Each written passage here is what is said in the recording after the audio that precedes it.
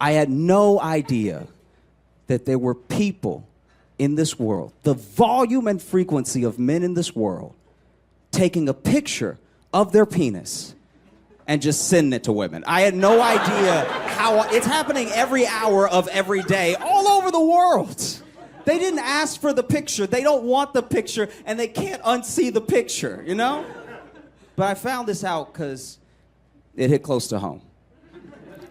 Because you ladies do a thing as well, where you'll go out, maybe it's by yourself or maybe it's with your friends. You'll go out and you'll meet a guy and you don't really like him. You know what I mean? Like maybe there's no connection, there's no chemistry. You guys just aren't clicking. I don't know what it is, but you don't really like him. So at the end of the night, he asks you for your number. And you give him your number, but you give him one number off. You give him one number wrong, okay? Maybe it's the first number, maybe it's the last number. It's just not your number. I know that because I've been that number.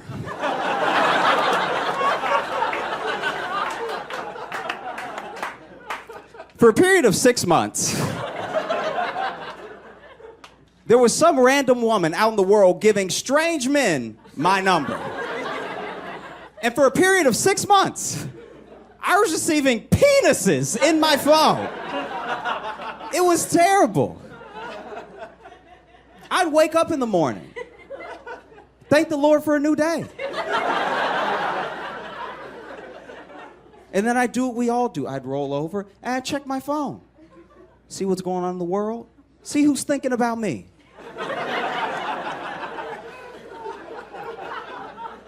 And there would be penises in my face. One of the most distressing things about this is that it wasn't even like, hey, what's up, it's Mark from last night, penis. It was just straight to the penis. Like, not even seeing it, who I am, you know? Not even seeing how my day is going. I lived in fear of my own phone. My phone would buzz and I would pray there weren't 2 penises in my pants.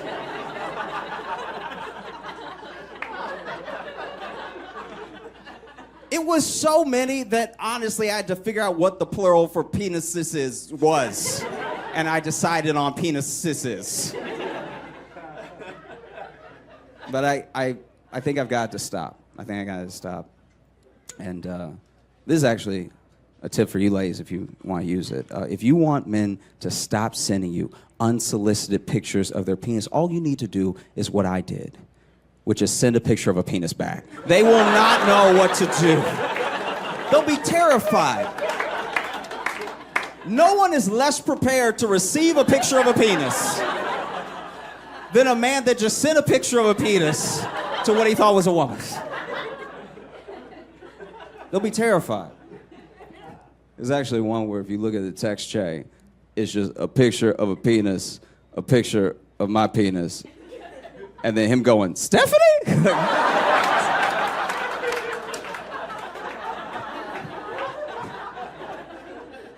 Hey, thanks so much for watching. Please like and subscribe, hit the notification bell, and tell a friend. That would be a huge help if you tell people about it.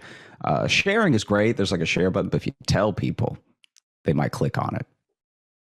I'll tell you what, though. I've been listening to some of Beyonce's album, the new album, the country one. And everyone has what feels like a lot of feelings. Like some people are like, this isn't country. Some people are like, what a beautiful country album. You know, so.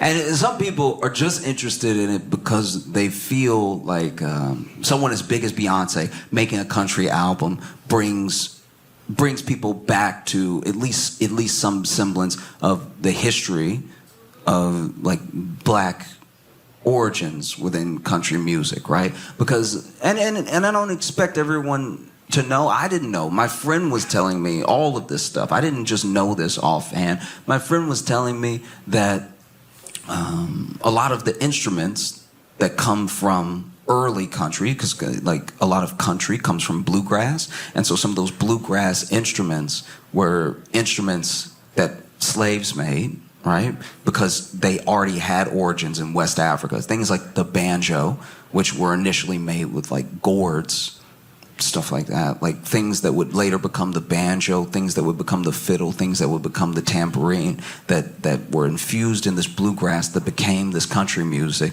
Also, while a lot of the chanting from spirituals ended up as like choral elements and lyrics in some early country songs, and I thought that was so interesting. It's like weirdly buried because everything has to be such a binary for us. This is either black music or white music or anything, and I think people's contributions sometimes get diminished because of that. And then some people were talking about how it's important for Beyonce to make a country album because it is an overshadowing experience of a black person doing country that opens door for more black people who were already doing country, right? And that there's been some resistance to that, which a part of me does kind of get. Like if you're in country and you see Beyonce coming, wouldn't you be like, we have to stop this? This can't, come on. Don't, please. You know what I mean? Something seems like super, super white, and then a black person comes, and they're like very talented in it, you know? You let Tiger play a little bit of golf. And not only did he win all the titles, he banged all of your women.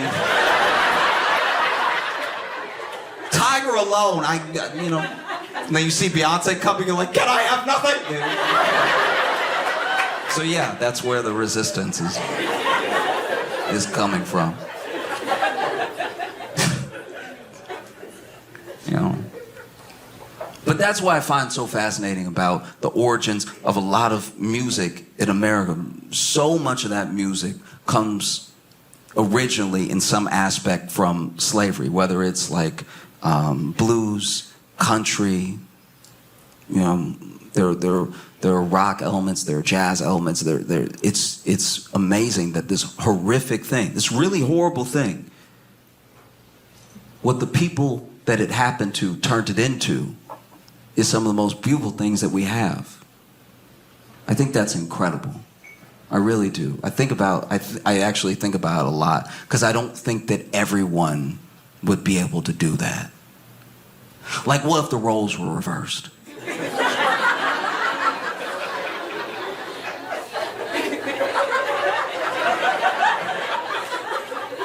What would the white spirituals be?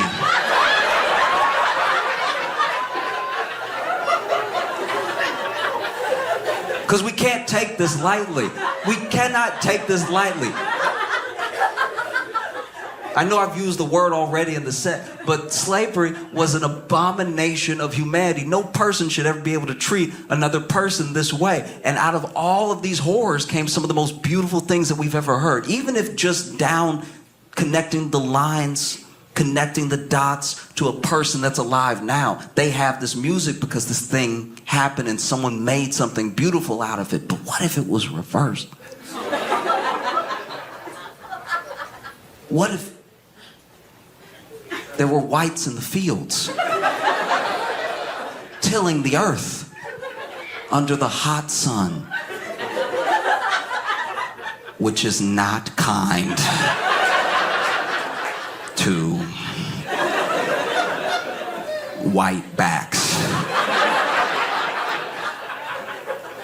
And as they are tilling this earth, they're trying to find something in all of this devastating trauma to exhale their hurt in as beautiful way as possible to build community among themselves. And they're tilling the earth as hard as they can, right?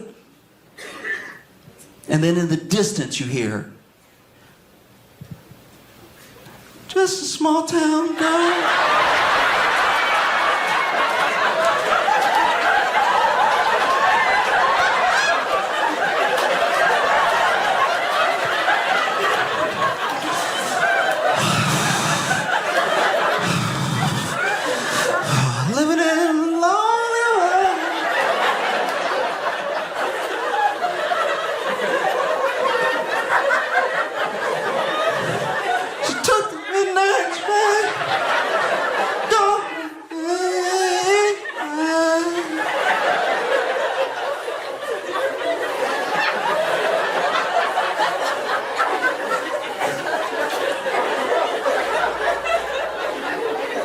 slave master Jamal comes out. What's that bullshit I hear?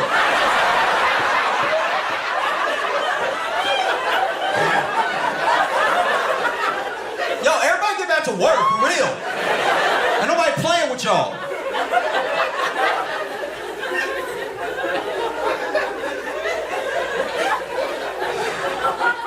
I think that one very, very important thing that we have to do as people, like as a country, to move forward is I think we have to genuinely decide who needs to be in jail. Do you know what I mean? Because this is my thing. We can all agree that you do need jail. Like we've all met someone that was like, this feels like jail behavior. I don't want to risk running into this in traffic. I need you out over here, right? So we all have an understanding of the purpose of jail, but we don't seem to agree on everything that someone should go to jail for. But there are some baseline things that we all agree someone should go to jail for. But then people do those things and then they don't go to jail. And then people do other things. Things that we say are very bad. Things that we say you should go to jail for. And then they go to jail. And then we do change the law while they're in jail. Like I think about everybody who, was in jail for weed possession in states where weed is currently legal. They went to jail, and I understand that they broke the law, but they went to jail, and then we decided, as people, because it's something that had to be voted on, that, no, this thing shouldn't be illegal. And then they're sitting in jail like, so...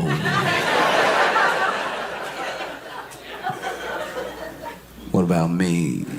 Oh, no? Okay, I'll stay. Wow.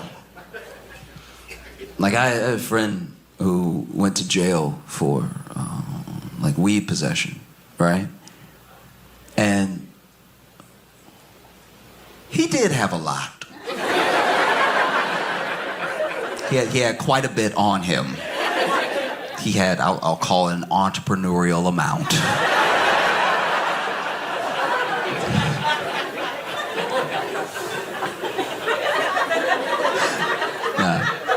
They popped his trunk and they were like, oh, you're a businessman. Oh. And he went to jail and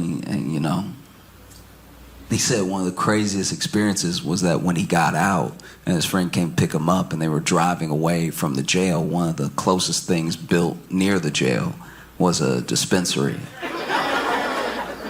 And so he's like, maybe they're hiring.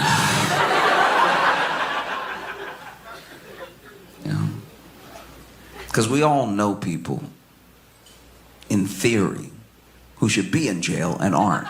You know what I mean? We've all worked with somebody who we know is crazy.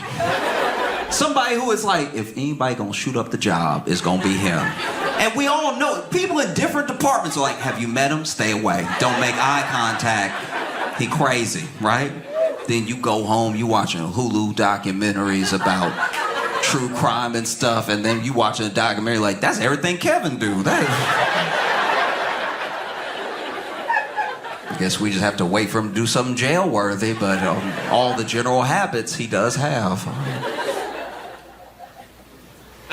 I had my own experience. I was at a diner, and I was eating, truly minding my own business, and then there was this guy sitting across from me, and the guy sitting across from me got his meal, and he had soup, and I want to be clear, he had a spoon.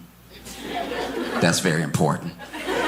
Everything I say next is unnecessary because he had soup and he had a spoon, all right? Everything required, soup and a spoon, he had it. God gave him everything he needed in this situation, a soup and a spoon to go with the soup, and rather than using the spoon like any normal, maybe tax-paying citizen, this man grabbed 2 forks, shoved them together, dipped them in the soup, lifted it up slightly, and was slurping it while maintaining eye contact with me.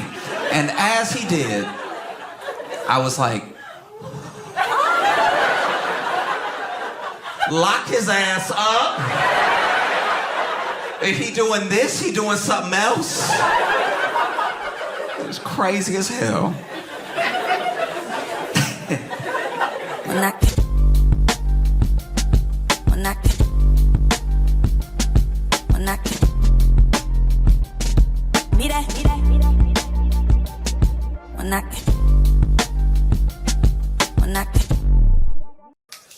You know him, you came here to see him. Y'all go crazy. Josh Johnson is here, everybody.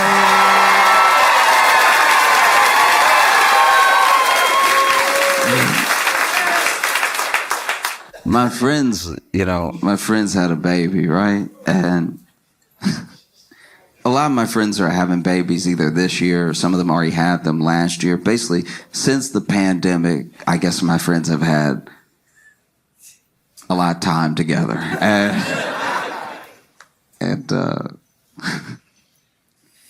Okay. Basically, I met one of my friend's babies, and I could tell that I was the baby's, first black person. I could tell. It was just so apparent. It was like, as soon as we looked at each other, he went through all of the emotions at one time. Because when they rolled him over and he looked at me, he was like, oh.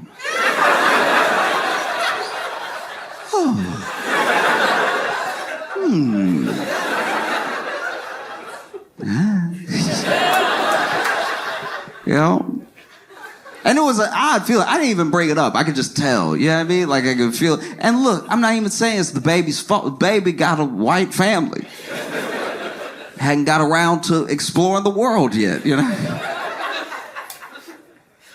I was the baby's first black person, and it made me think about, I don't know if I fully remember the real first time, but I kind of remember what I at least think was me meeting my first white person. It's very important that the day before this happened, I was at a family picnic, right? I was at this family picnic and extended family had come. So I'm seeing cousins I don't normally see, and all of the older people are there and everything. And so some of the kids are playing, some of them running around, right? There was one kid that was running around, knocking a bunch of stuff over, one of my older cousins, right? And he had to be maybe 8 or 9 or something, but he's running around, and his parents were telling him, hey, slow down or stop or be still real quick. We're about to eat, all that stuff. And then he's still running around, knocking drinks over every once in a while. And finally, my great aunt, his grandma, as he was passing, she did that grandma move where she just snatched him real quick, right? Even his parents couldn't catch up. His parents were running come on now. She was pow, it was incredible. She snatched the little arm and stopped him right there. And then she looked at him and he looked at her. And then she said through her teeth, so you know she meant it, right? She was like, if you don't be still, I'm going to slap the black off you.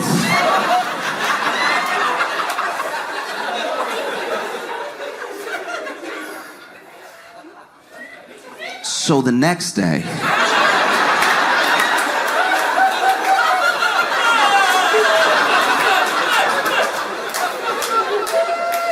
when I met this kid,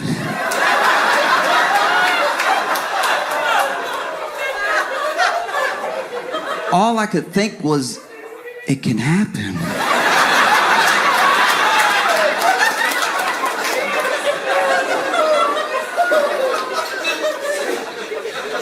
Ooh, I gotta be extra nice to him.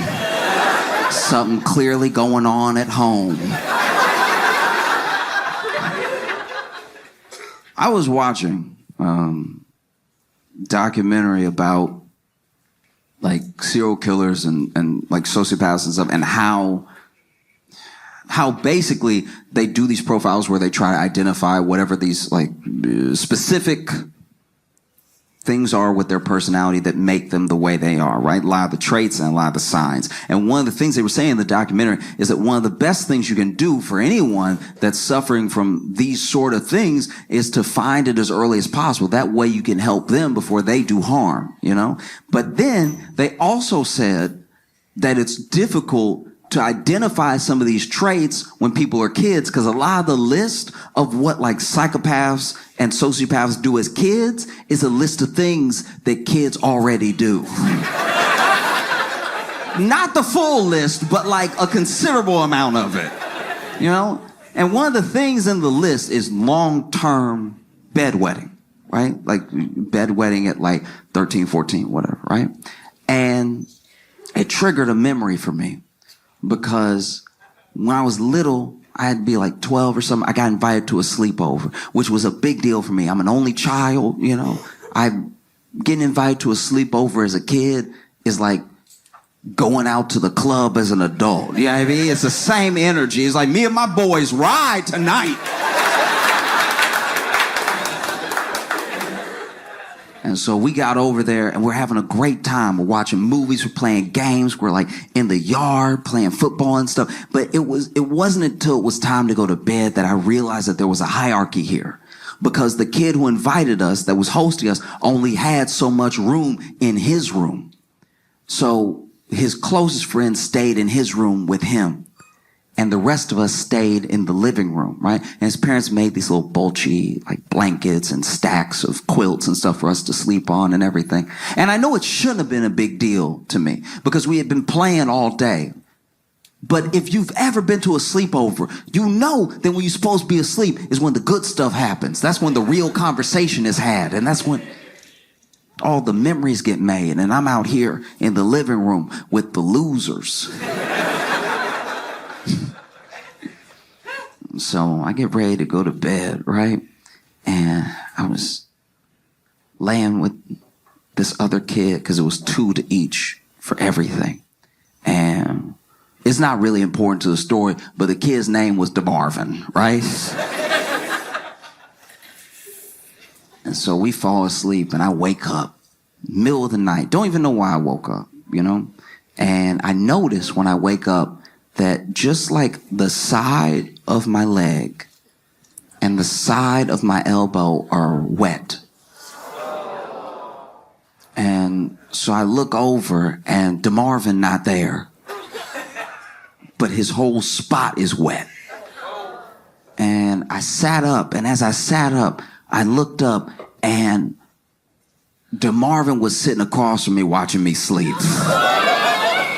That's strike one, all right? Any child who watches you sleep, that should be on the list right there. And not only is he watching me sleep, he got his legs crossed. That's strike two. How you gonna sit there and cross your legs and watch somebody sleep like a villain? He's watching me sleep, has his legs crossed, and when I sit up, you ever so scared you assume you're not awake? It was so freaky to just see him there already staring at me. I was like, I'm tripping. I need to go back to bed. This kid looks at me, legs crossed, and goes, Joshua? That's strike three. Full name? Full name. We're both kids. Full name? You're the devil. This kid looks at me and goes, Joshua, I've wet the bed.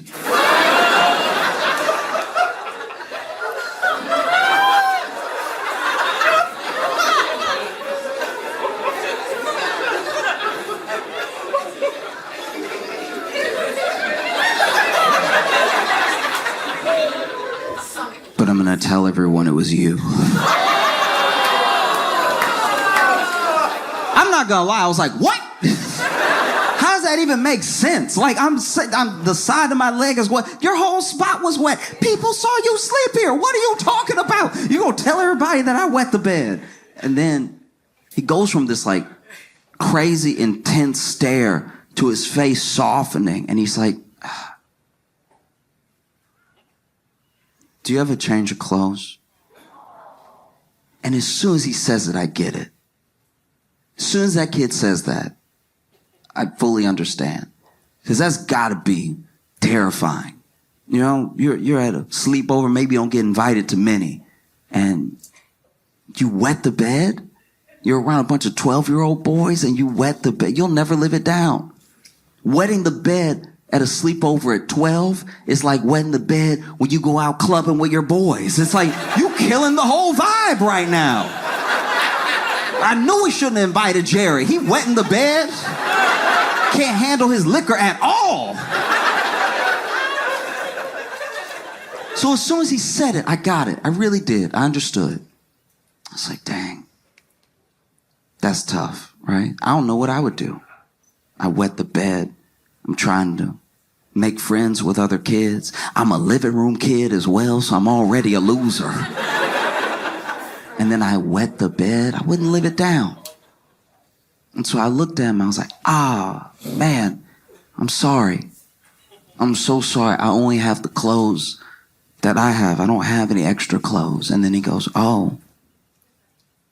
Okay. And I don't know where he got it from, but as soon as he said okay, he grabbed a cup of water, he threw it on me, right?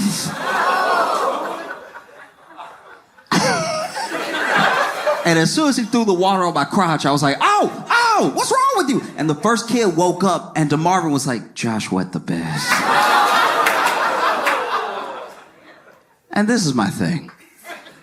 It would have been so much simpler to wake up in the middle of the night, realize that you wet the bed, go to the kitchen, which I'm assuming he went to, grab a mug, which I'm assuming he did, fill it with water, which he must have had, and then just poured it on me while I was sleeping. That would have been so much easier. I wouldn't have known. I would have woken up and been like, damn, y'all, I'm sorry. I thought I was done with this. I'm killing the vibe right now. It's so much more insane to wake up, realize you wet the bed, sit across from me, wait for me to wake up, staring at me the whole time, crossing your legs, saying my full name, telling me your plan, and then throwing water on me. I don't know where DeMarvin is now. I'm assuming that he's alive and well. But I do know for a fact that someone, somewhere, is dead.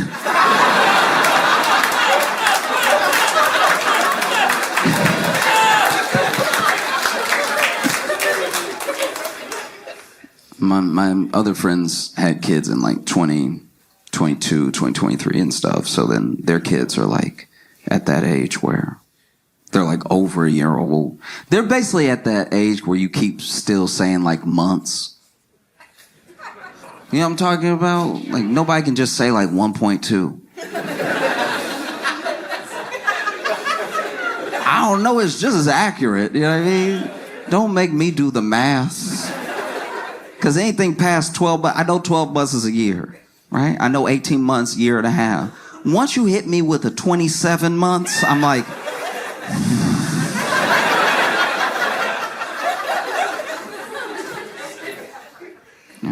And so their baby is 16 months. 1.6. And they have a beautiful little boy, right? But it's funny, I didn't even think about this until I was hanging out at their house, you know. When it comes to our nature as people, right? We have the id, we have the ego, we have the superego, right? The id is like your lowest form. It's the impulsive part of your brain that is repulsed by pain. It's excited by pleasure, seeks it at all costs, right? The superego is your judgment. It's sort of your higher self in a way. It's how you weigh and balance some of your actions. A lot of religions attribute it to like the God in us trying to tell us what's right and wrong morally. And the ego is what mediates between the id and the superego. So then you'll have an id moment. Superego will judge it. Ego will process it, right?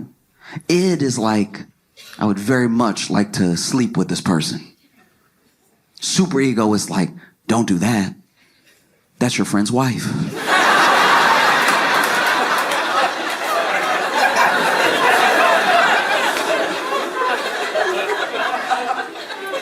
And then ego is like, but she's so hot. Didn't say this was all going to be a good person, right?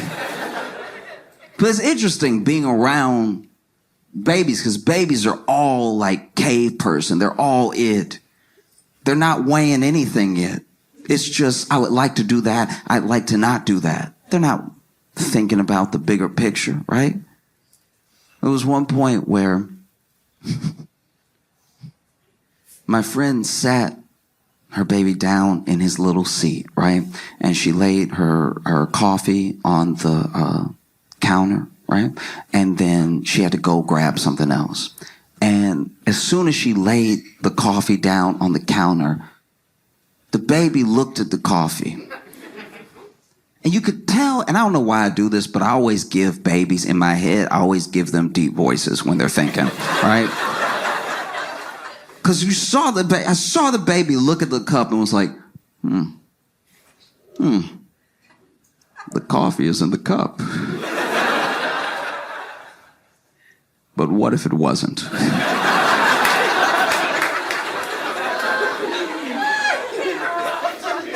And so then this baby went to knock the cup over, right? Knock the cup over and just go ahead and watch the whole spill. And I don't know how, but babies are fast and slow at the same time, right? Because so she sat the baby down, walked away. The baby looked at the cup and looked at me. I looked at the cup and looked at the baby. And I swear, as soon as I started moving to stop the baby was like, oh! As soon as we locked eyes, it became an emergency. I gotta get this cup over. I have full legs. I was running at this baby. I was running at the baby to stop him from knocking off the coffee so hard that I was scared I wouldn't stop. I was scared I was gonna take out the coffee and the baby, right? But I'm trying to make my way across the room and the baby just, oh! And right as he slapped the cup of coffee over, I got to him and I pulled him up and away from the coffee, and he was just looking at me. Like, looking me in my eyes, you know? And he didn't say anything, but you could tell he was thinking, I win.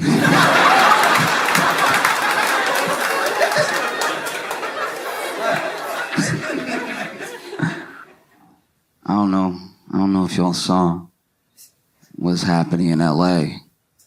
But the Archdiocese in LA just settled for $750 million with the lawsuits of everyone who had claimed abuse while they were patrons of the church.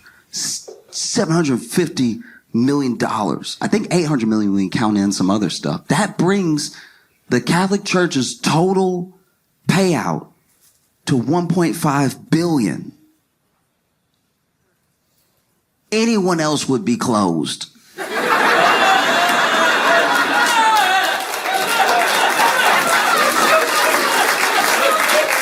That's so much money. $1.5 billion that you had. You had $1 billion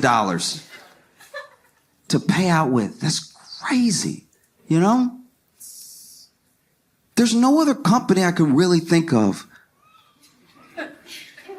that could do that much harm and be able to afford the payout. You know? You'd have to be like a gun manufacturer or something.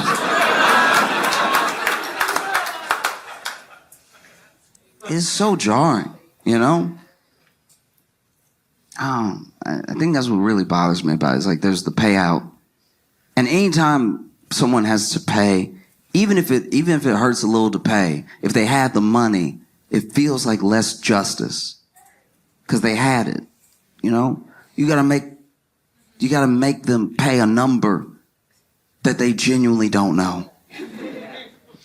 I don't know if we can do. Good, that's exactly how much I want.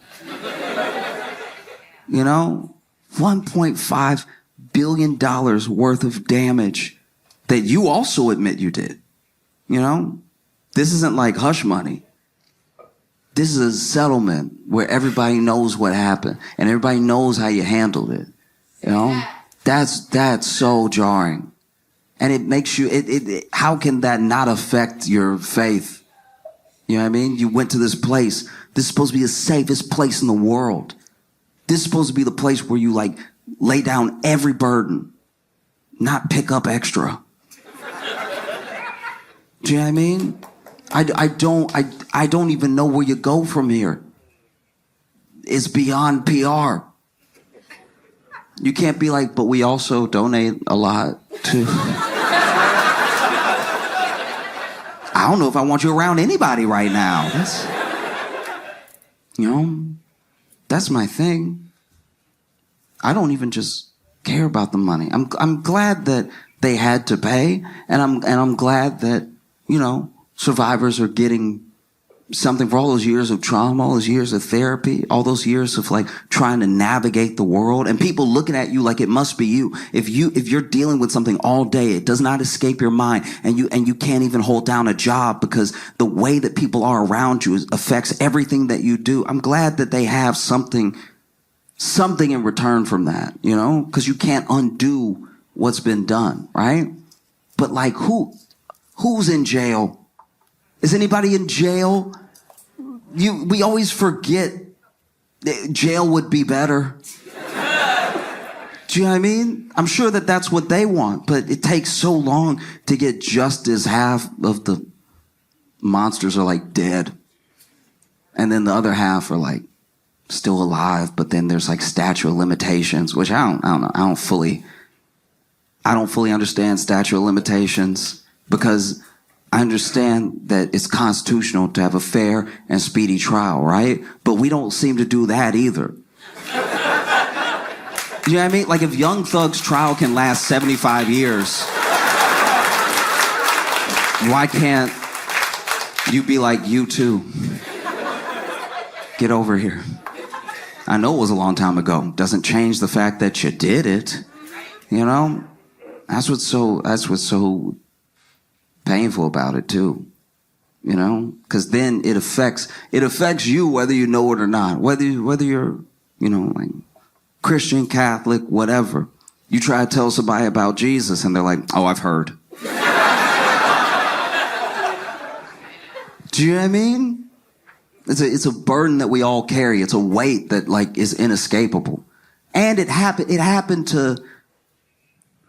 In a way, it happened to all of us. Obviously not in direct enough of a way that I'm like claiming some victimhood or anything, but it also, you yourself might trust this person that you find out is a monster, which then makes you question everything this person said to you. Maybe they didn't do anything to you, but they did something so horrific to someone else that you're like, how can that person that did those things be right about what happens when you die? Like, I know the two seem like they don't have anything to do with each other, but they are so directly related, because this person is basically telling you the keys to a good life, the keys to being a good person, and the keys to salvation. And then you realize that they were dangling those keys over someone else to keep their silence, right? That's too heavy, I don't even know where you would go from here. Because nothing that is said by anyone in the church seems to fill the void that the church has created, both between people and themselves and between the people who had harm done to them and the way to redemption. It's just so far, And the people writing now, the people who write for the church, the people who are the spokespeople, the people that we see, they don't have it like that really. Like they're like when they say their words, it doesn't hit like the Bible hit. There's no thous that can bridge the gap that's been created, right? There's no ye's that make me feel better.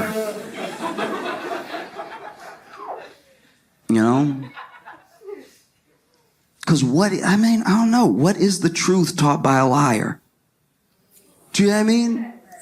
Even if you really believe, you believe it from the bottom of your heart, this guy, this Weinstein is going to be the guy who spreads the word? That seems short-sighted. And then how they handled it too, because they handled it like the mob would handle it. They didn't look at those people, those patrons, those souls that they have a responsibility to, that they took up the responsibility to. No, I personally don't know anyone who was made to go to seminary. Everybody there is a volunteer, you know? And so you'd find out. Sometimes it was the priests themselves telling their superior, I got a problem, right? And the superior was like, we'll get you out of town. That was the move for a long time. It's why so much damage was done. You know? If your toilet is broken, you get it out the house. You don't move it to another family's house to ruin their life. Do you see what I mean? You know what I mean? And it's just, I don't know. I know I kind of like land on this thing a lot. And so maybe I'm doing the point a disservice, you know? Because a part of me hopes against hope that I don't care how it happens. I want everything that those priests were teaching to be real, right? I want it to be the truth. So that way we all know in our hearts that there's a hell.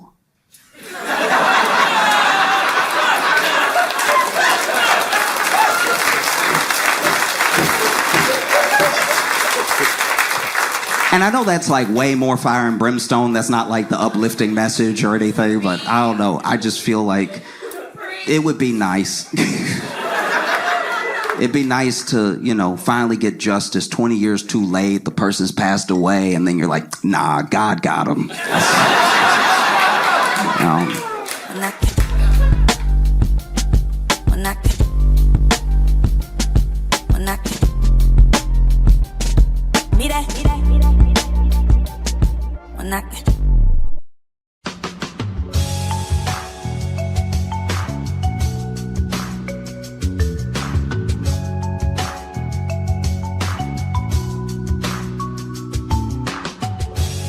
Welcome to the Josh Johnson Show. I'm Josh Johnson, joined by my co-host, fellow stand-up comedian Logan Nielsen. Logan, how you doing, buddy? I am doing well, man. How are you? I'm doing great. I think you'd even say that I'm thankful. Ugh, gross. Wow. Yes. Yeah. Yes. See, how does it feel? How does it feel when have turned? Oh, yes. Oh. You have become what you hated?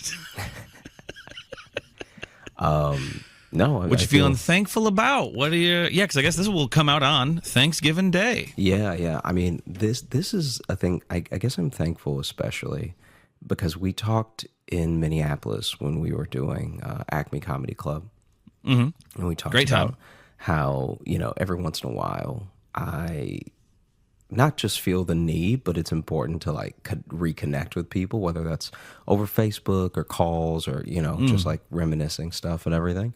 And yeah. Exes, you're like a weird ex. I think maybe this is just me, but I never really feel I'm self-conscious about a lot of things, but I never really feel that self-conscious about trying to reconnect with someone who I haven't talked to in a long time if we at least left it on friendly terms. Like there are people that you knew in college or something that, you know, y'all were friendly, but obviously after college you went your separate ways and maybe you haven't talked since.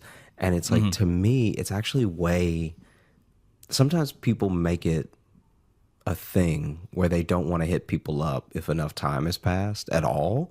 And I'm like, well, it's not like you were enemies. You know what I mean?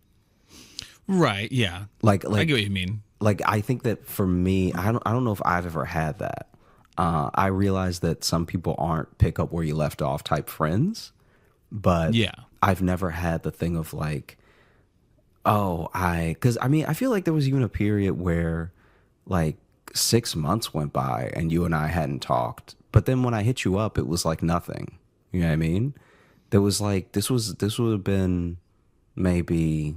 This would have been like your first or second year in New York. I think it was my second year. Because the first year we were talking a lot.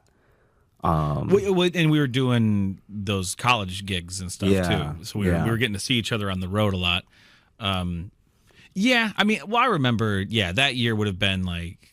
Because that would have been after my my dog had to have a bunch of surgery, so I was just like working a day job, and like I was barely doing comedy like the amount I wanted to because I just needed to like pay off that debt. And then I think you had maybe just left the Tonight Show, or was finishing up your run maybe there. I had just left or something. Yeah. I think you were already working there when we were doing those college gigs. But yeah, and now, fuck, a week to not talk to you would be just the best. I'm kidding. No, I literally, honestly, say how you feel. Honestly, I know I just said that. I said that just to be a dick, but I genuinely had the thought this weekend that because we got to just hang out in Minneapolis, and I thought, it is cool. We do get to see each other as much as we do. Yeah, it actually just made me happy that I'm like, oh man, because especially for starting in Chicago together, and then we do not live there anymore, either of us. Yeah, it would be real easy to not see each other. Yeah, for sure.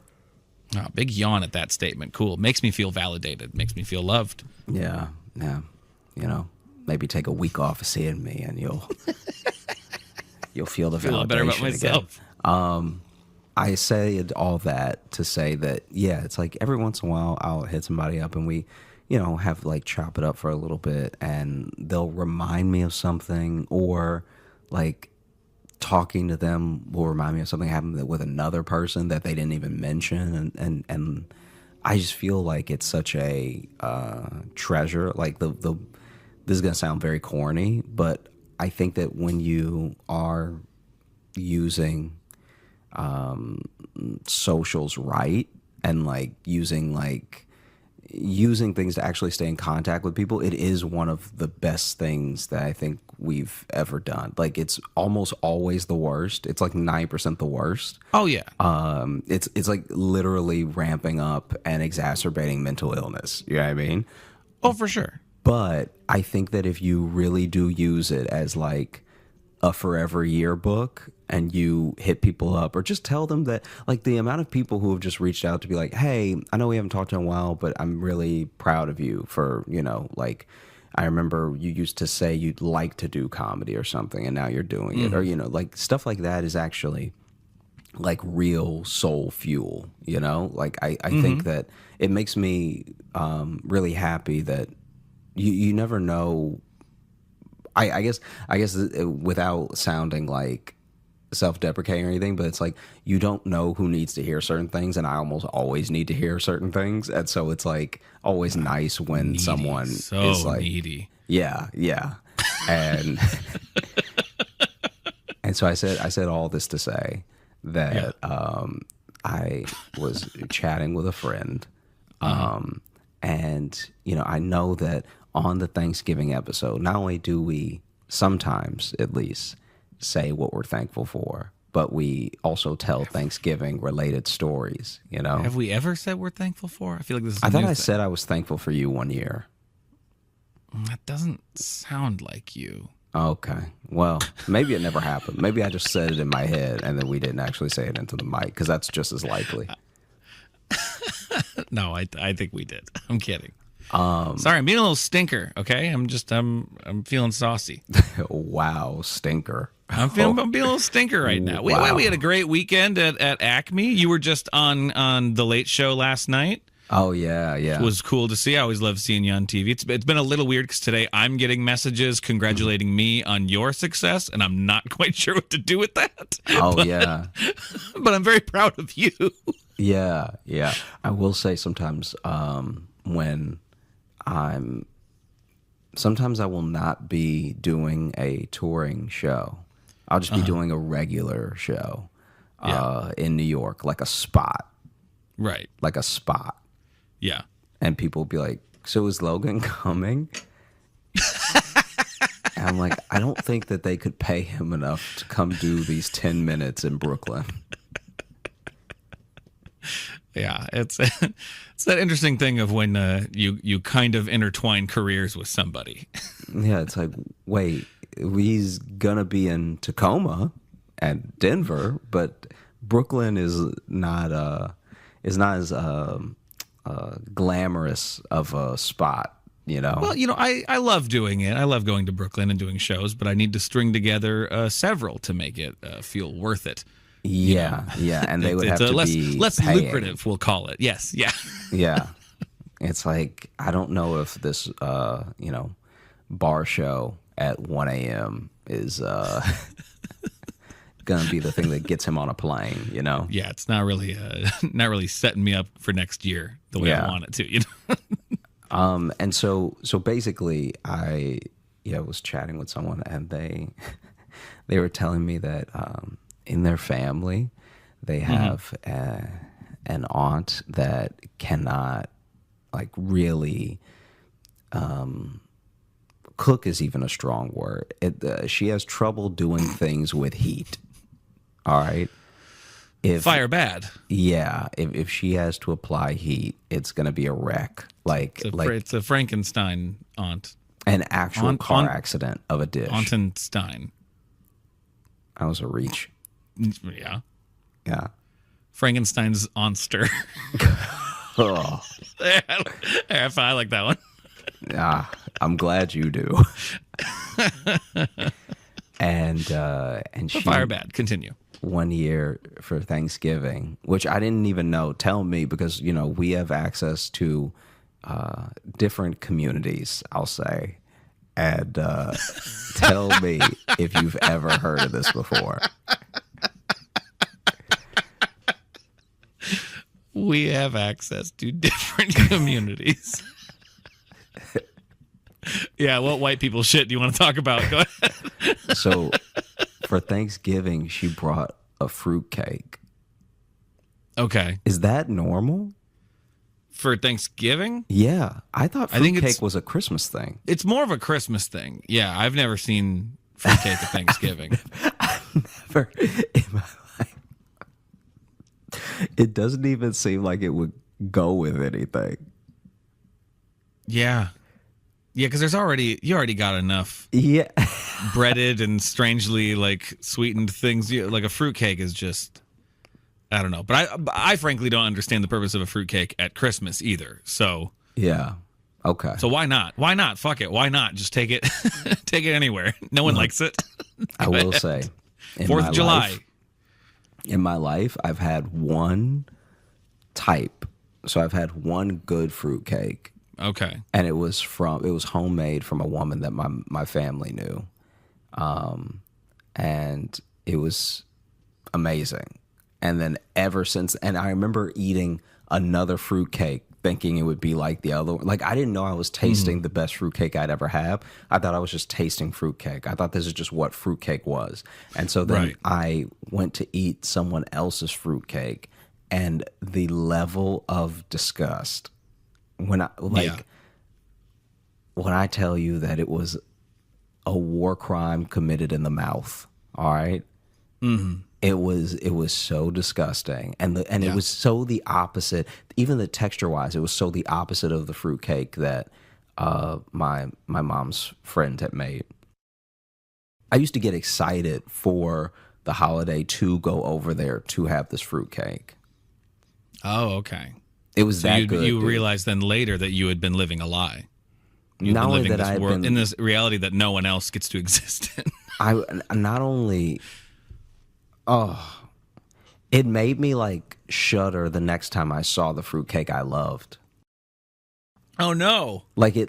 The next It three, ruined all fruitcakes for you. the next 3 fruitcakes I had, because maybe it's a Southern thing too that some people just make fruitcake for the holiday. But I remember I had a bought one, I had the nasty one, and I had the mid one, and all 3 of them ruined the idea of you know what I mean? It's like if you had Doritos, and so you just think this is what they come in packages. This is what Doritos are, and then you have 3 more Doritos, and one tastes like ass, and one tastes like just glass, and then one tastes almost like cheese but with too much styrofoam. You'd be like, I think I'm off Doritos now. Yeah, it's a real Goldilocks situation you found yourself in. Yeah. It doesn't matter how comfortable the bed is if there's fucking bears. Yeah, if everyone is home. If everyone's home and they're bears, I don't care if the porridge rules. I'm out of here.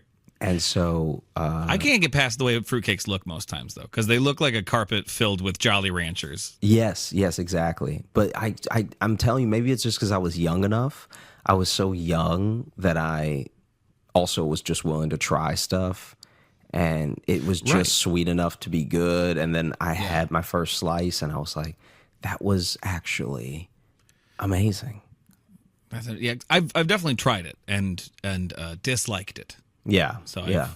that's one of those ones where I'm like, I don't need to try to find a good fruitcake. My life is full enough. I can miss this. There was one out there that sadly most people will never have. There was someone who took fruitcake and made it something good. Mm-hmm. Anyway, the auntie who makes the fruitcake for Thanksgiving, it's not good. And it's not just not good because fruitcake is not good. So it was her tender loving care that made this fruitcake so nasty. She put the hate right into it. Yeah. I'm like, apparently, this is what I was told at least. Apparently, this fruitcake is so bad that it's like she can cook and purposely did the opposite. Oh, I like that. Like it's I want that cooking show. Let's just mix the salt and sugar now. Yeah, And that's like someone believing in their skill, and so they're really testing their limits. They're trying to really fly as close to the sun as they can get. Yeah. So it's like, what can I do? What is at what moment do I cross the threshold and this becomes poison? Yeah. And so no one ever wanted it because this has been happening for years, right? And there was even like a stink with like a real like almost fight between, I guess, like sisters and stuff. So that aunt was like one of four or whatever. And then I think that she thought, because this happens a lot with people who can't cook, they think it's just like with any other talent that a person doesn't possess. They think that outside forces are blocking them. Or you just don't get it. You just don't get it. So your mouth just doesn't get it, right? Your mouth doesn't get what I'm doing. Yeah. And now, never mind. That's your problem, and you can fix it and get on board. And never fix that mind, mouth. She would also not eat it. It'd be different if a person was the Like only their own person who cooking. ate what they brought. You know what I'm saying? Just eating the whole fruitcake by yourself. Yeah, like If you guys don't want it, I'm gonna eat all of it. I'm gonna eat it all. And so it's not even that situation where she's sitting by herself eating the fruitcake and she's the only one, right? Like, you know how some people try to guilt you, like, this thing that I brought sure is good, Right, yeah. And so, so it's for 1 year, it's the fact that the placement on the table, people couldn't reach it, which is also a ridiculous, like. It's such a ridiculous excuse for people to not be eating your food. It's like that's everyone. Yeah. Everyone at the table is saying, pass me. So if they can't reach it, they don't want it, is what's happening, right? Yeah. And then there was another year. So now they've caught it as it's a conspiracy now. Yeah, it's a conspiracy against their fruitcake. And then there was another year where they were like, oh, someone else brought something that was too close to fruitcake and everybody picked that. And it's like, well, now you're just mad at dessert. You know what I'm saying? Like now it's just like, hey. Right. We can't be mad that someone brought a pecan pie and that's somehow too close to fruitcake. You're reaching, Yeah. And so it got to the point where apparently outside of the cooking, this is a very decent, good family member, right? Like this is their one hang up. And it's the one thing that they all argue over, like not even politics or anything. It's just like, why won't anybody eat my fruitcake? And so basically they decide just as a family, like those there's the family text chain and then there's a family text chain with the people that really don't need to be in there. Right, yeah. Okay. So in the tight family text chain is just how I'll refer to it. In the tight-knit family text chain, everybody's like, what are we going to do this year? This is like 3 years ago. What are we going to do this year? Because we can't have another like argument over this fruitcake. I'm just not having it, And it was like, And apparently a lot of family will come as well. So it's like embarrassing because the side of the family that's hosting then gets embarrassed because it looks like they're just crazy.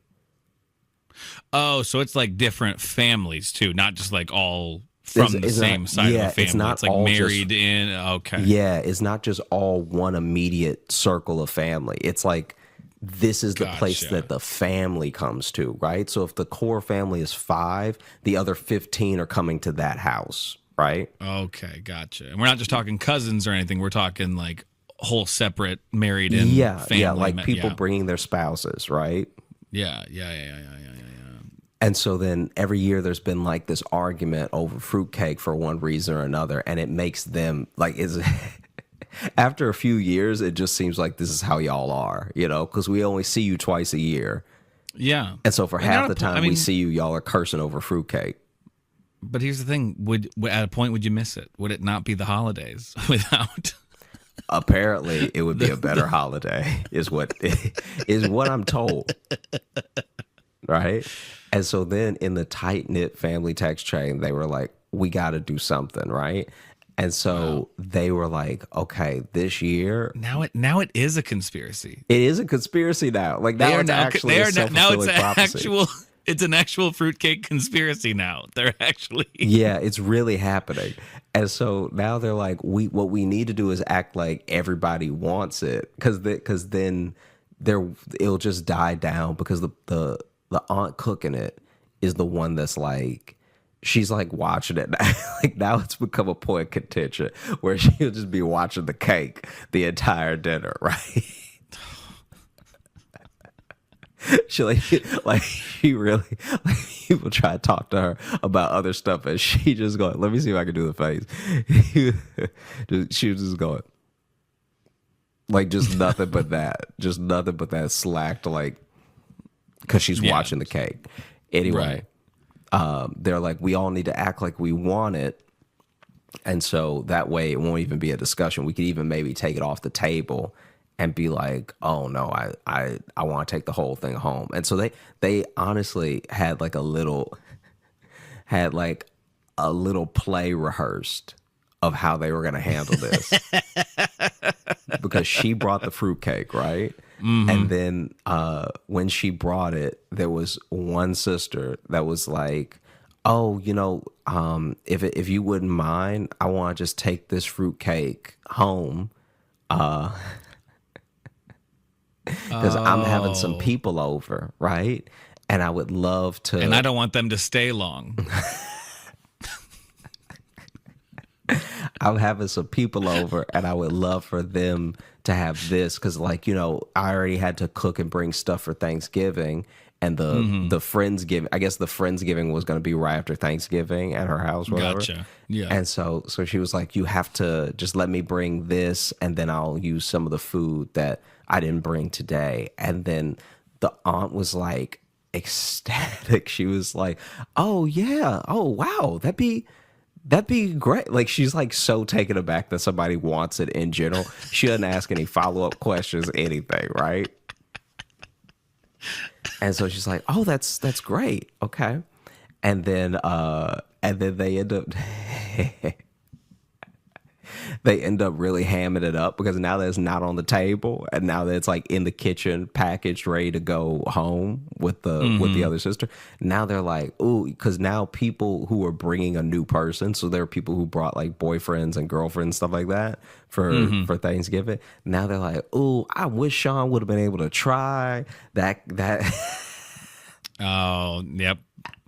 Here it is. Here's where it falls apart. But then they're like, no, but we can't cut it though.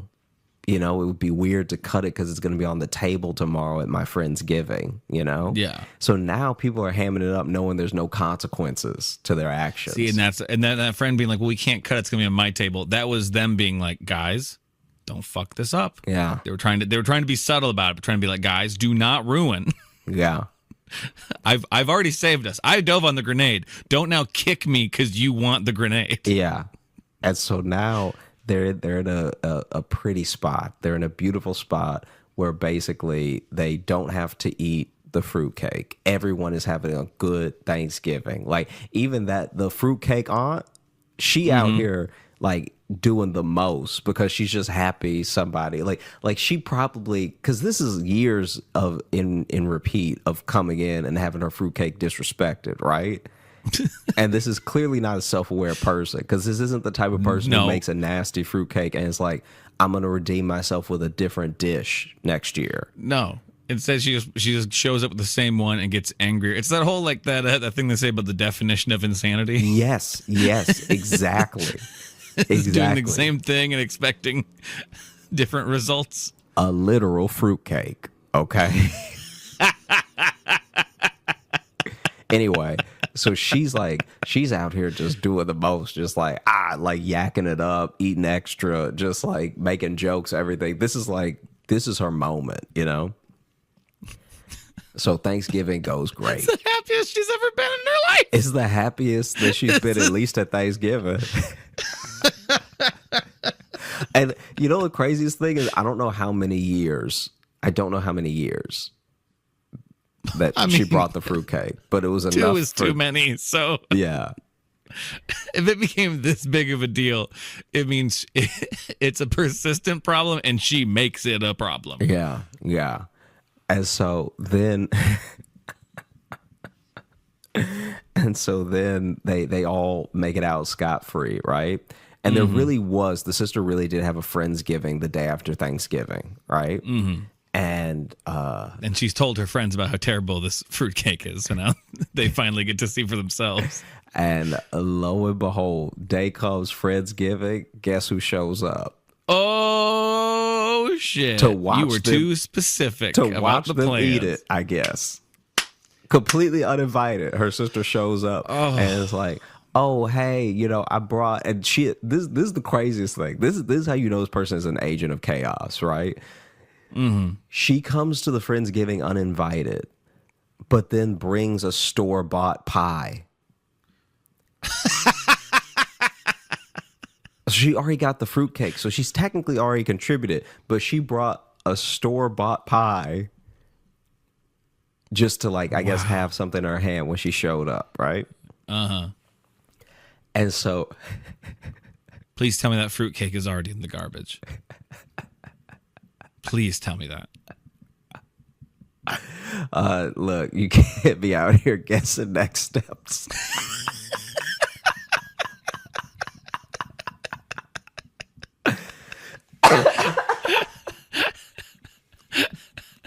Sorry, didn't mean to jump ahead, but No. So this was so crazy. So they threw this thing out of the car driving home that night.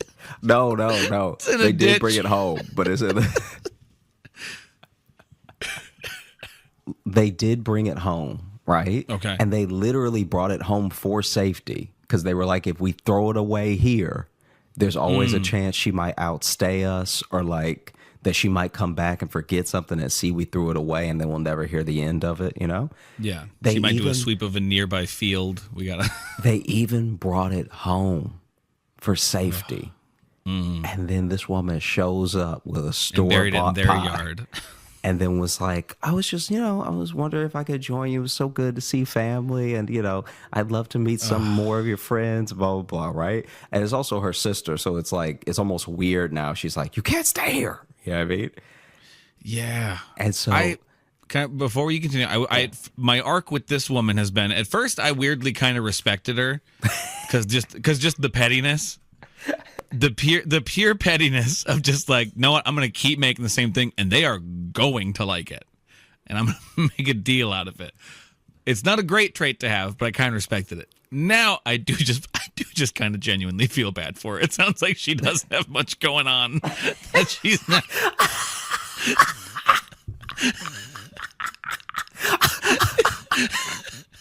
If just the thought of someone maybe trying her fruitcake is making her show up unannounced, now I just kind of feel bad.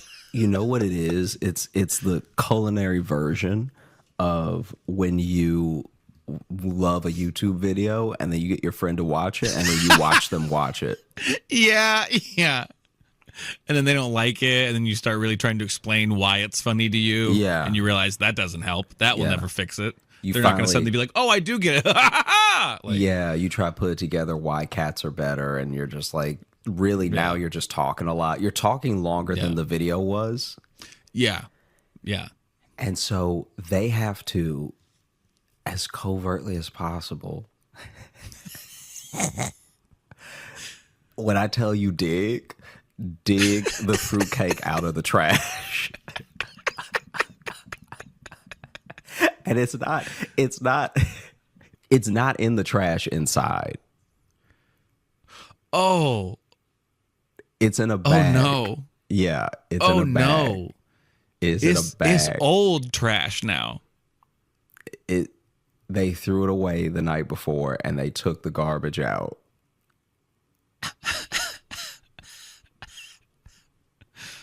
Oh, I hope the cans are at the curb too, so they have to distract her so they can sneak out the front.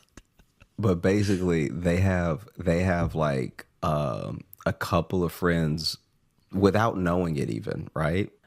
They are getting friends unknowingly running interference on her so they can go dig this fruitcake out of the trash, right?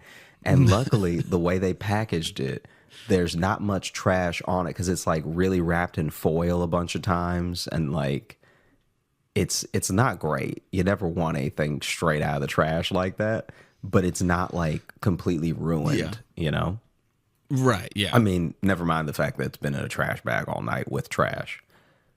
Yeah. But it's not But will this noticeably improve the ruined. flavor from what we've heard? Ooh, coffee grounds. I've never had that in fruitcake. And so then they bring it in, and then her and her husband are having an argument over like if they should serve it or not, because they're like, we can't, like, we have to let her see that it's here, but once she sees that it's here, she's gonna be like, why aren't you? It'll just be the same thing all over again. So her sister is like, we have and she's to, here, so she's clearly not leaving. Yeah. She's staying until someone eats this damn fruitcake. and so her sister is like, we have to serve it. We have to. And her husband is the one that's like, hey, you gotta just, at some point, you gotta tell your sister you all love her. All right? Like, you gotta get this person out of your life if this fruitcake is if you about to serve dirty fruitcake at our Thanksgiving table to our friends, I think that your sister's taking you to a dark place. While your sister eats a different dessert, we're going to feed our friends garbage. And This is not a healthy relationship. and basically a husband lost, wife walked out, and they served dirty fruit cake at their Friendsgiving that was not, it wasn't redeemable. It, like, I don't know what she thought would happen by giving it to strangers. Like, maybe she thought strangers would be so polite that they wouldn't like, they'd act like they liked it or something, and she'd be scot-free. Apparently, two people, like, what's the right adjective? Apparently, two people, this is from what I'm told, two people, like, vehemently spit it out. Like,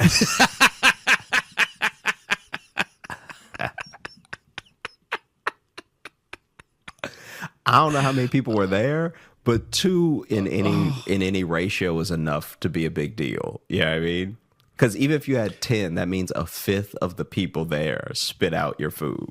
I mean, well, just especially, like, no matter, even if one person had done it and there had been 50 people there, I think it still would have hurt because this woman was showing up specifically just to see anyone eat and enjoy her fruitcake, which now all she's done is prolong the disappointment. And now she's going to start showing up to this Friendsgiving every year. Because then this is the other thing that ends up happening. She is like, you know, eating with everyone, chatting with everyone. And apparently outside of fruitcake, this person is great, you know, good mood, affable, all this stuff like that.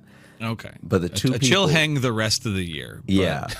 Two people spit it out, right? And one Right. person One person spit it out into a napkin. They did the polite thing of like, oh my goodness, this is gross, sort of covering their mouth and spitting it out to where maybe you almost couldn't catch it. Hand.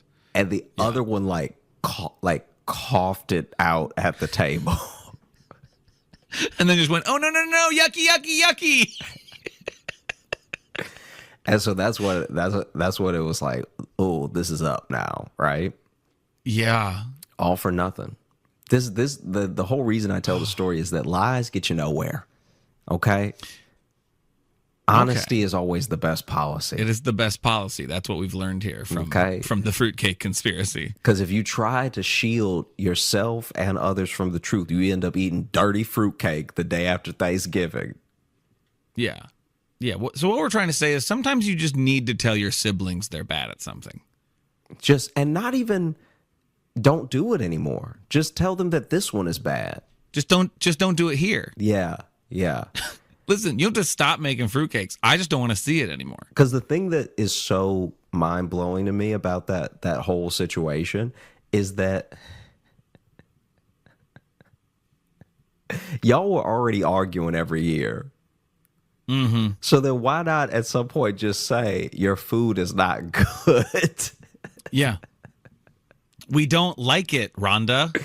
Nothing about this is tasty, okay? We don't want this. How have you not figured it out? We're all being so polite and trying to let you figure it out. You have made no one wants this. The flavorful version of a cake with knives in it, okay? And no one wants to cut their tongue today. It was almost the perfect plan, too. Yeah.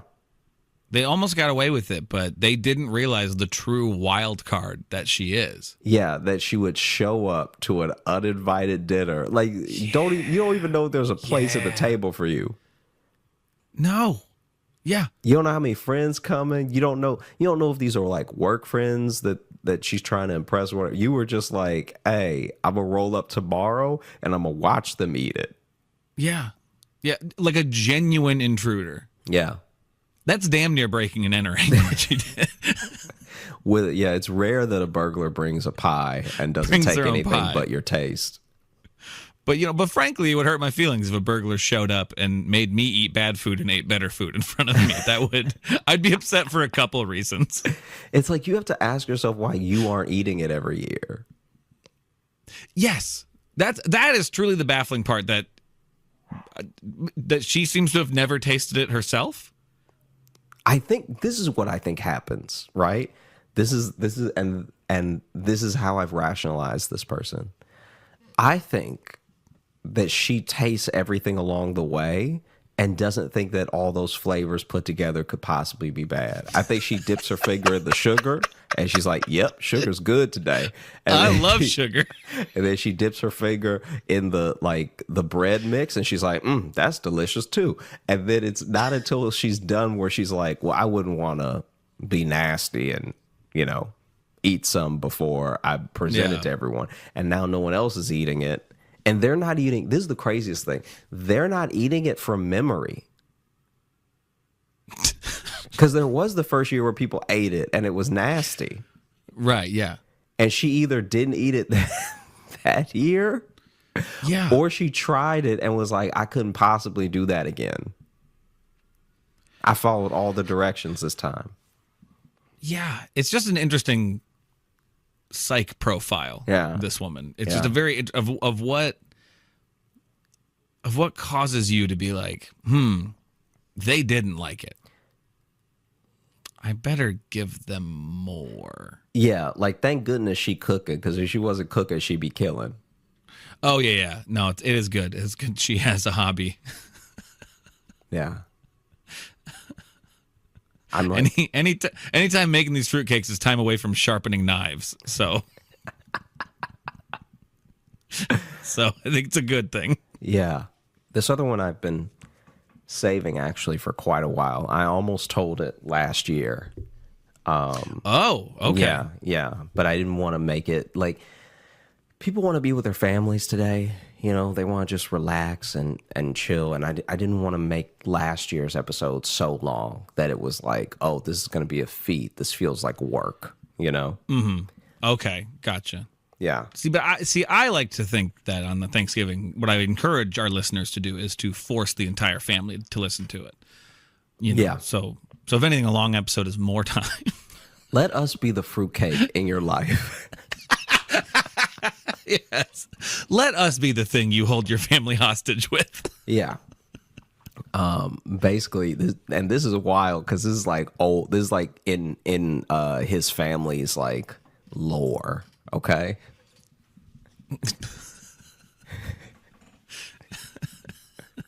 It's family's lore. I know what you mean by that, though. Like, every family has those couple stories where it's like, nah, this is what aimed the family a little bit. Yeah, and it happened so long ago that like nobody can fact check it. Like, oh, that's even better. Yeah, I mean, it grows with it grows as it's passed down. A true Thanksgiving myth. Yeah, like I'm sure I'm positive that this version is like probably juiced up from the version his mom told him. Oh, for sure. Yeah, I mean, yeah. Anyway, I honestly love hearing those stories when you hear them and they're a family story like that where you can tell none of it's true, but it's still charming. Yeah, yeah. Where you're kind of like, oh, so many people have told this story that it truly does become like a fable. Well, it's no longer a human story. This is what's like crazy. All right, they know some of it is a fact. It's just the details around it that can't be known. You know what I mean? Like, okay. like he said when his mom told him she was doing voices and she was like, you don't know what those people sound like. Don't do that.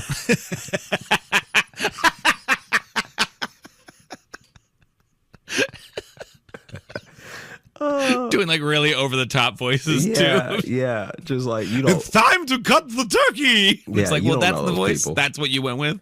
There's no way. Yeah. Don't That would be the story if that's how he sounded. Yeah. And so basically okay. I'm trying to remember how many greats it is. So it is the story starts with a great grandma, okay?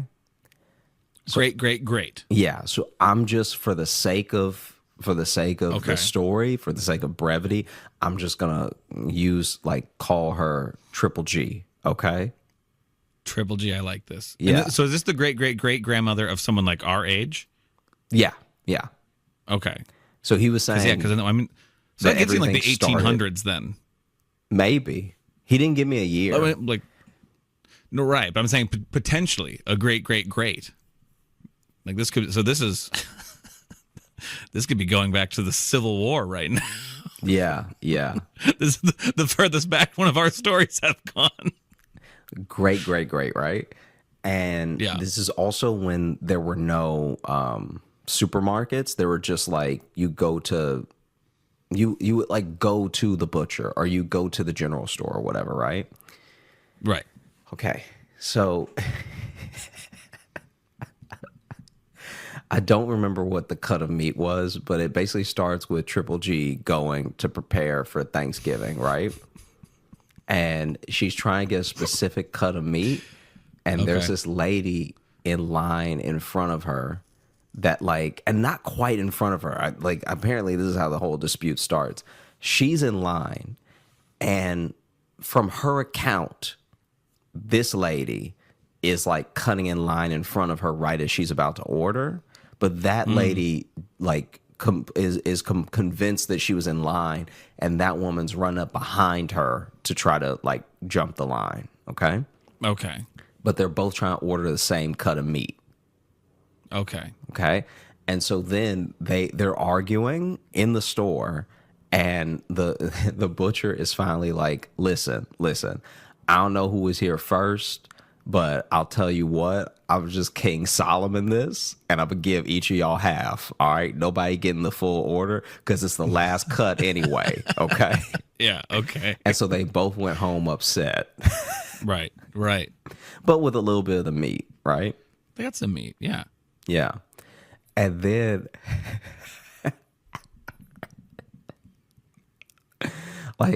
maybe the next day, they saw each other just in general at the store, and there was some like passive aggression that was taking place, right?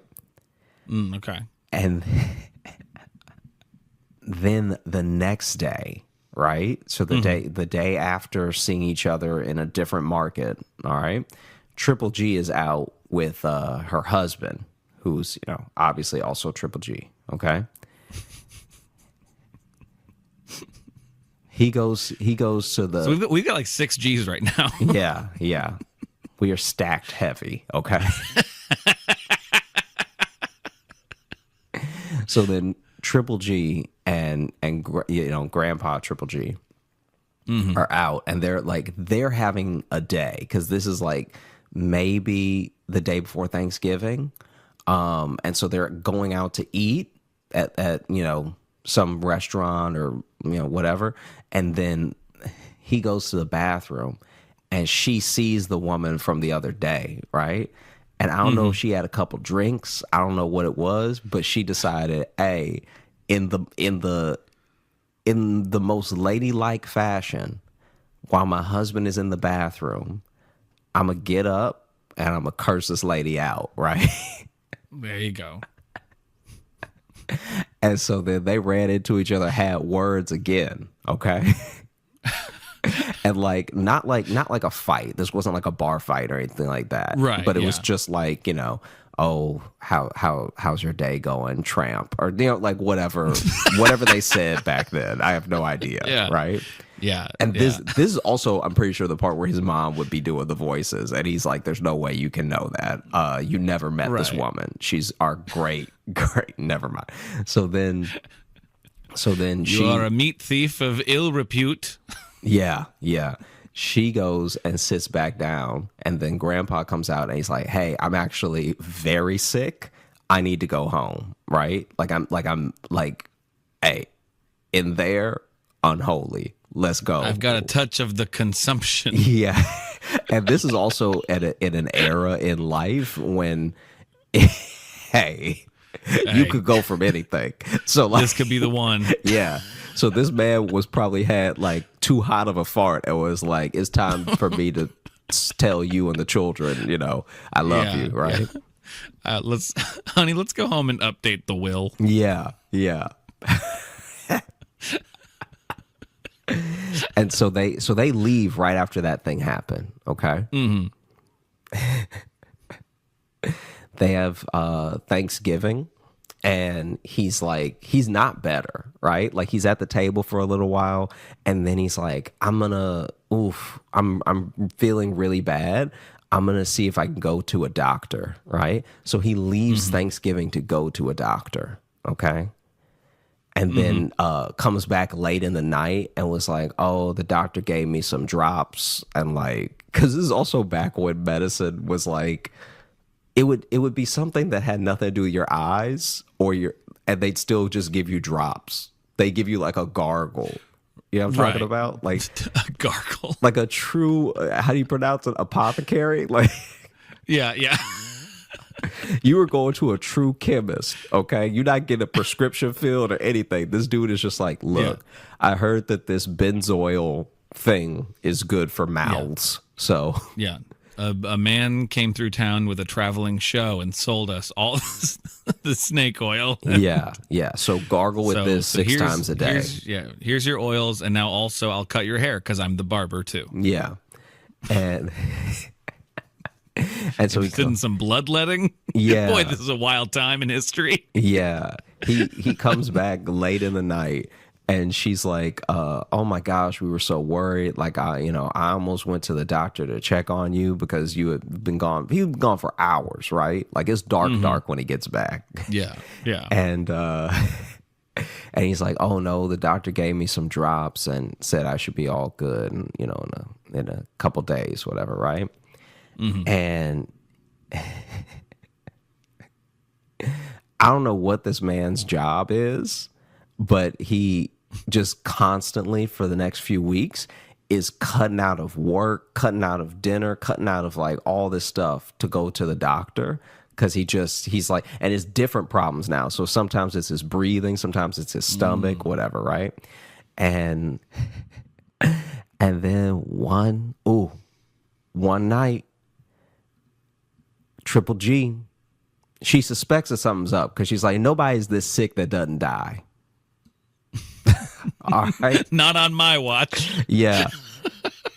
Like this is crazy. The hospital bills alone should have bankrupted us by now. Like, come on, honey, get better or get gone. All right. Yeah, because Triple G is also from an era where it's like I don't think she would have had a job, and so she may have not known all the ins and outs of the money coming in the house. But she has enough common sense to know that if you go to the doctor 75 times in a month and a half, you're bankrupt.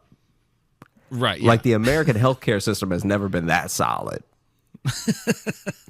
Even when the town doctor was just doing you favors, he only had so many to give, right? Right, yeah. And so one night, he's gone for however long he gone, right? And then and she tucks the children into bed. She tells them not to get up, right? Like not to get out of bed or anything. And she leaves the house. And she just goes out searching for him, right? Okay. And she finds him at the bar with the lady from the other cut of meat. Oh, shit. This dude has 2 families. Wait, so this wasn't just like an affair that happened. This is not an an affair. He affair. had a separate family. He moved. Whoa. He moved his other family into town to be closer to them. Wow, bold. Yeah. Bold. Yeah.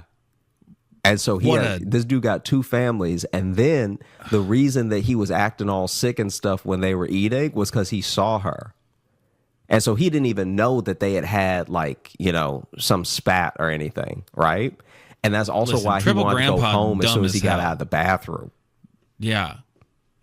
So so neither wife knows about each other then. Neither wife knows about each other, and he hadn't been going to the doctor. He'd been going to her house. So he spent half his Thanksgiving over with her. And they both just think he has to work. They both think he has to work and has horrible stomach problems. Yeah, yeah. This dude out here being a great dad and a horrible husband.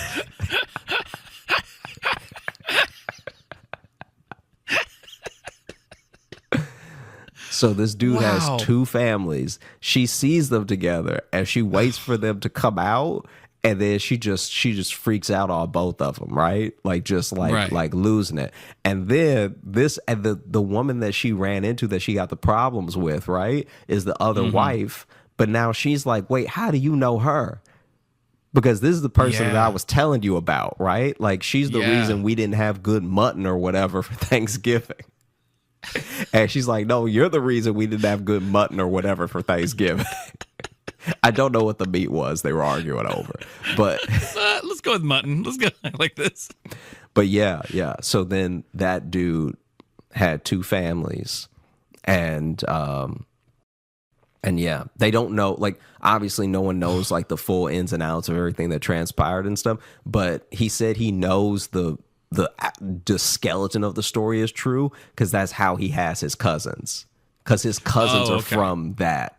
So they know there's 2 families from one guy. Yeah, his cousins are from the other family. That. So then for every one of him, there's another guy telling the story about like, our Triple G was in line and then this lady behind her tried to cut. Yeah.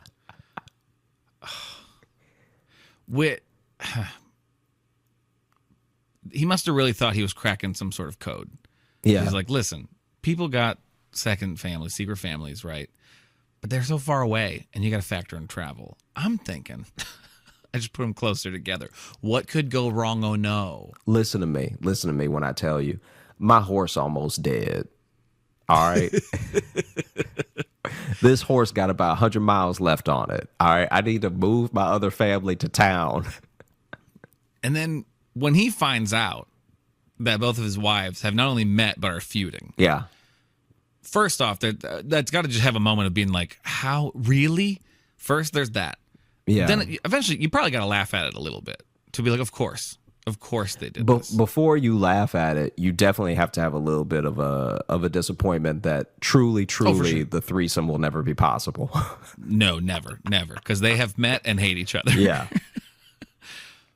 But also, there also has to be a little moment of therapy, because now, basically, with one of his wives, he gets to just openly complain about the other wife.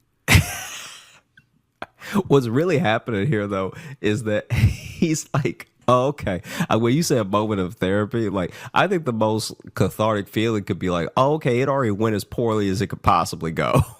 I think there's that, but then also think about if your wife is complaining about this other lady who sucks. She's like, yeah, that's the lady who cut in line. I hate her. And he can just be like, sounds like a real bitch. Yeah. And let me tell you something else about her. All right, her cooking isn't all that great either. Yeah, she was gonna waste that meat. I'll tell you that right now. Yeah, that dude probably knows who cooked the best mutton, everything. He got to hold it back. He got to go. That's probably why he left his first family, was like, I know the food's going to be bomb at the other wet. Like, yeah. At the other Thanksgiving, there's going to be like, ooh, better fixings is all I'm saying. Wow. All right. This has been a Thanksgiving of conspiracies this year. Yeah. You kind of found a theme with those stories a little bit. Yeah, I guess so. Wow. Yeah. Okay. Nicely done. Mm-hmm. Thank you. You want to open up the mailbag? Let's do it. I have a couple of Thanksgiving-centric emails that we got here. Okay. Let's see. First, this one here. This is from our friend Aloy, and the title of it is Thanksgiving Terrorist. Hey, guys. Sorry for the all-caps title, but this is a holiday-specific email. So to explain, last Thanksgiving was a little less organized than usual for my family. I'm usually on dressing duty, but my mom had already taken care of it. She then offered to have me finish cooking the macaroni, and she was already making the cheese sauce. She offered me a spoonful of some very gritty-looking sauce, and in my naivete, I tasted it. I'm pretty sure it tasted closer to cereal milk than cheese sauce.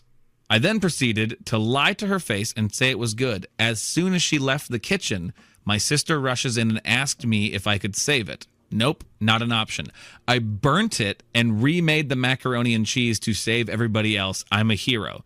The actual tragedy is that this is not the only dish she has assaulted with sugar. She has done this to chili dogs and tuna casserole. She's a menace. Happy Thanksgiving, Aloy. More Thanksgiving conspiracy. I was just about to say, wow. I accidentally it. Perfectly on theme, Aloy. Yeah. Don't nobody make mistakes on Thanksgiving, all right? Yeah. Yeah, if someone's burning something or they dropped it, it was on purpose. They meant to. It was on purpose, and it's at you. Yeah. Wow. Perfectly. That's perfectly on theme. I wasn't even expecting that. Yeah, that's incredible. This one here, this is a Black Friday story, actually, because that season is upon us, too. This is from Mike. Hey, Logan and Josh. Black Friday season is almost on us again, and I thought I would share one of my favorite stories that has a Black Friday vibe. Unfortunately, it wasn't an actual Black Friday sale, but if you're willing to go along for the ride, you'll get why I submitted it. Well, we appreciate the honesty, so... I don't know. Could have just lied to us, but I appreciate that being like, it's not really Black Friday in this story, but it's Black Friday-esque. Uh-huh. And it is. I've read through this one.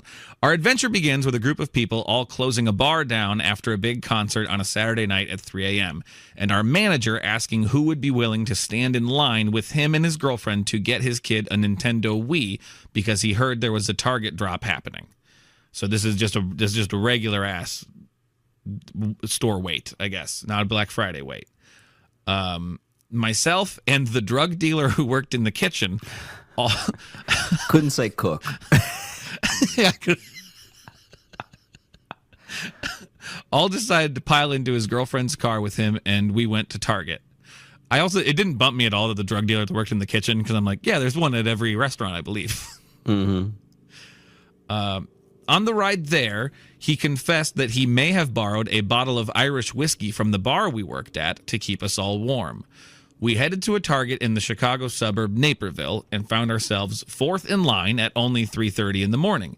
It wasn't long before we were out of Irish whiskey. The drug dealer from the kitchen had somehow disappeared, and the snow was falling. It seems that the combination of exhaustion and alcohol turned me into a walking public service announcement to the people in line behind us that happened to have brought their kids. Well, I mean, they're responsible for having their children out at a Target at 3:30 in the morning. The manager's girlfriend wasn't a big fan of my behavior, and she frog marched me to her car and stuck me in the back seat to fall asleep. I don't know that phrase, frog march. I have no idea what that is. Do y'all jump over each other while somebody's in trouble? Or is it like when you grab a kid's like the back of their britches and like move them so they're like kind of having to hop a little bit to keep up with you? You know, I don't know. So far, so good. Unfortunately, things wouldn't stay good for long. I proceeded to throw up on the floor of my manager's girlfriend's car, and shortly after that, the police showed up and tried to arrest me for drunk driving. When I didn't have keys, I was sitting in the back seat, and there was no way I was going anywhere. Our bar manager managed to calm them down by appealing to the fact that nobody wanted to miss the Bears game tomorrow because they were in the playoffs that year. Thankfully, I ended up only having to pay for having her car cleaned and did not go to jail. That's one of those tell me you're white without saying you're white. Yeah, this is very weird. This is like, how could you possibly, it's not your car and you don't have keys.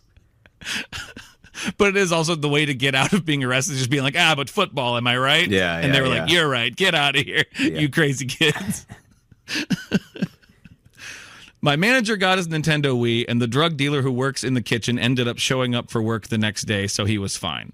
My manager's girlfriend, who was also a server at the bar, never spoke to me again. When I awoke the following day in a strange house, I discovered it was my manager's basement, and he very proudly showed me the Nintendo Wii that he was able to secure for his kid. The only fights that happened as a result of that night were most likely caused by me. Thanks for hearing me out, and I assure you I have become a much better person since then. Thanks for making a place where we all feel comfortable to tell our unhinged stories. Thank you, Mike. Yep, this is a safe space for insanity. Yeah, right. Oh, man. Well, thank you to everyone who wrote in, and thank you for listening to the Josh Johnson Show. We had a great time recording. I hope you had a great time listening. Real quick, I definitely want to say what I am thankful for this year. I'm thankful for another year to be able to do the things that I love. I'm thankful for every one of you who has come to a show, emailed, DM'd, any effort to reach out to us and tell us how you feel about us has been greatly appreciated. It means the world to us, especially as the show grows and as we do more for it. Every patron, every person who takes the time to say a kind word or like has shown clips or episodes to someone, or anyone who's just laughed with us this year has been like a real friend, and we appreciate you so much. I also appreciate JID. I'm finally listening to a lot of his music, and I appreciate you, Logan. Wow, after JID, huh? Well, I was trying to save all you of for our last. friends and fans. I was trying to save you for last. Did you really want it to be you and then JID? Yeah, I think so. Really? I think so. It was a very heartfelt thing you said about our listeners, and then hard shift to JID. Well, it's not that hard of a shift. The music means a lot to me, and then I was saving you for last, which I thought was the prime position. Gotcha. Yeah. Thank you. Yeah, I feel like no matter what order I would have gone in, you would have been unhappy with it. Because if I had said you first, quickly, and then JID, and then you, the listeners. See, but now why do you have to say quickly, though? Because it was quick. I said it. I didn't go on a long thing. So then if I was like, hey, I'm really thankful for you, Logan. I'm also thankful for JID. And to you, the listeners, I'm so thankful for all of you. I don't know. I think that would have entertained me. Oh, okay. All right. Well, I enjoyed it still, and I am thankful for you. You get so grumpy when I give you shit. But if I didn't have that, what would I be doing with my time, huh? No, but I won't fully repeat everything you said because I think you summed it up very nicely. But yes, very thankful for everyone who listens to the show, everyone who's come out to see us do shows this year because we've got to travel quite a bit. People, thankful to the people who join us for our virtual shows, which, not to transfer this into a plug, but we got one this Sunday coming up. So if you feel like coming and hanging with us, we always have a great time, and we are thankful for everyone who joins us and listens to the show, and who emails in. If you are looking to catch up with us on any of the socials, you can find me at Josh Johnson Comedy on TikTok, Instagram, and YouTube, where we're going to be posting clips of the show. And if you are looking for Logan, you can follow me on Instagram at Logan M. Nielsen. And if you want to get into the mailbag, that's joshjohnsonshow@gmail.com. Send us your stories, send us your thoughts, send us your questions. There's another thing you can send us. I didn't have a third one to say. You can also join our Patreon if you'd like. We have bonus podcasts and videos and other community stuff that we do there. Patreon.com/Josh Johnson Show. We got a bunch of different tiers for different levels and different monetary values. So you're going to get something. No matter what level you want to join, you're going to get something good. And thank you. Well, a happy holiday to everyone. I hope your stomachs and hearts are full. Not quite at the same time, because that's really not healthy. But in like a different way too. Like you want your heart full, like metaphorically, not actually full. Yeah, you don't want like full of blood, because then you're on the brink. Your heart has too much blood in it.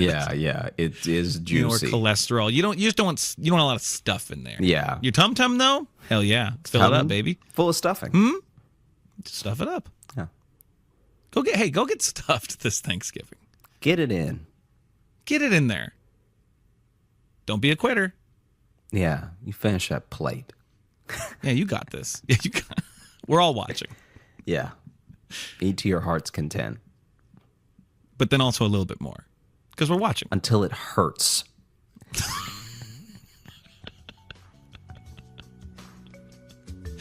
Okay, bye. Bye. Stay away from fruitcake.